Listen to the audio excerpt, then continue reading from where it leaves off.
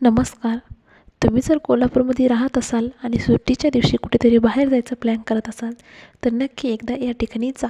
हे ठिकाण आहे कोल्हापूरपासून अगदी 25 ते 30 किलोमीटर अंतरावरती.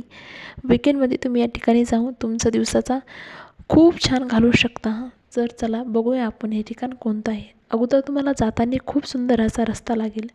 दोन्ही साईडनी पावसाळ्यामुळे खूपच छान अशी हिरवळ झालेली आहे. त्यामुळे सर्वात अगोदर तुम्ही जाताना रस्त्याचा आनंद घ्यायचा आहे. दोन्ही साईडने जी हिरवंगार निसर्ग आपला फुलला आहेत, सर्वांनी त्याचा अगोदर आनंद घ्यायचा आहे. असाच आनंद घेत घेत आम्ही समोर गेलो.